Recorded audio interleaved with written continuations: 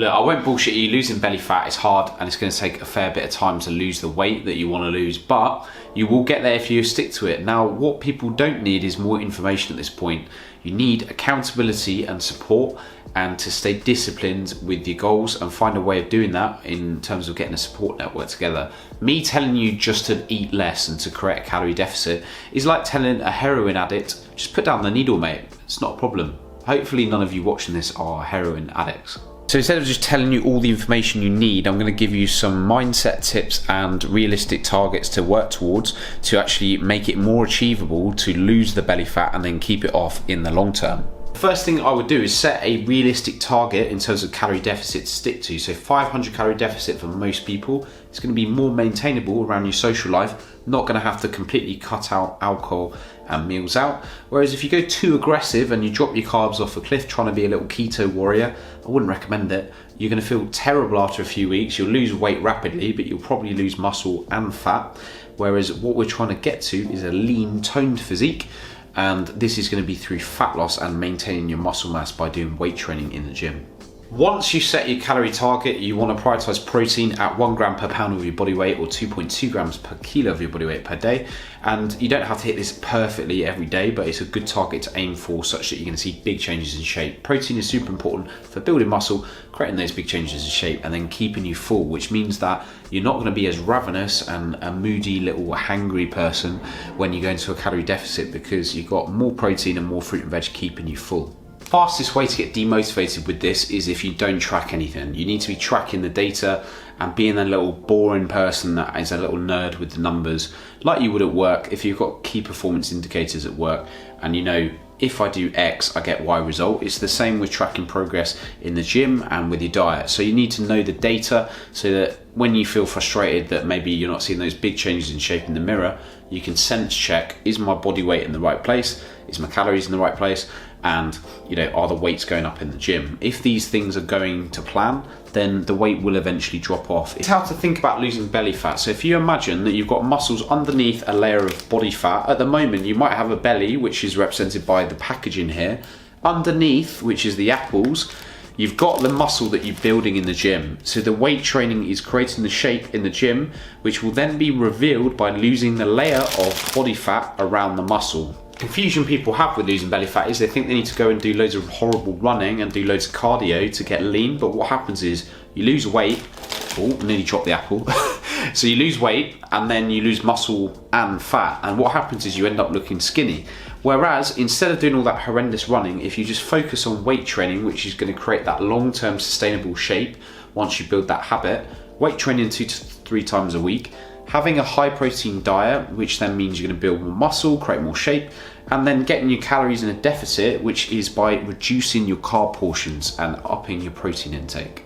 Remember, you don't have to do anything drastic, right? You don't have to go from having 2 packs of couscous, loads of carbs, to nothing at all. If you do that, you're going to feel terrible. So instead, it's about tapering down your carb portions gradually over time. So instead of a whole pack of couscous or microwavable rice, just have half. And then pair that with some fruit and veg and protein at your meals and you'll be nice and full. There's one key thing to remember that I always tell my clients about fat loss is it's not linear. So if you start this, having watched this video, and in the first couple of weeks your body weight comes down, you lose loads of weight, congratulations. It may stall. There may be weeks where you're really frustrated because you're doing everything right, you're hitting your calorie target, and for some reason the scale weight is not dropping off as you expect.